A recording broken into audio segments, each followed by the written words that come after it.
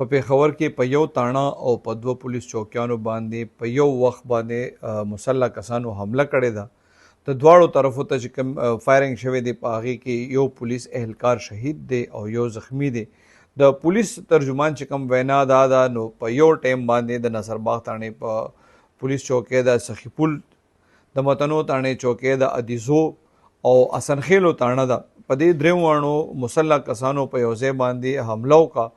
د دې حوالې سره چې کوم د حسنخیل تاڼه ده د هغې د پولیس اهلکارانو وایس میسیجونه هم وایرل شوي دي کوم چې هغې پولیس کنټرول ته کړي دي.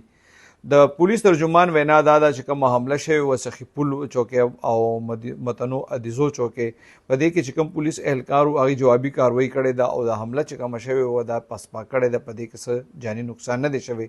اسنخیلو تاڼه چې کوم دا د متنو تاڼې نه لږ فاصله کې ده په دې باندې هم مسلح کسانو حمله کړې ده. دې چې کوم وایس میسیجونه په هغې کې د ډزو اوازونه هم شته او د هغې کې د پولیس اهلکارانو وایس میسیجونه هم شته چې هغې وایي چېرې مسلح کسانو په دې چوکۍ باندې حمله کړې ده. پولیس هم جوابي کاروایي کوي. فایرنګ چې کوم دو طرفه شوی دی په هغې کې یو پولیس اهلکار شهید دی یو زخمی دی. دا کم اهلکار چې وایس میسیج کړی دی نو د هغې نه پس سیکیورټي های الرټ شوې ده او د پولیس ترجمان وینا دا ده چې اضافي نفري چې کوم دا دغه علاقو ته لیږلې شوې ده او په دغه علاقو کې سرچ اپریشن هم شروع دی او دغه حمله چې کومه شوې ده دغه دو طرفه فایرنګ تر اوسه پورې تر دې ټایمه پورې شروع دی.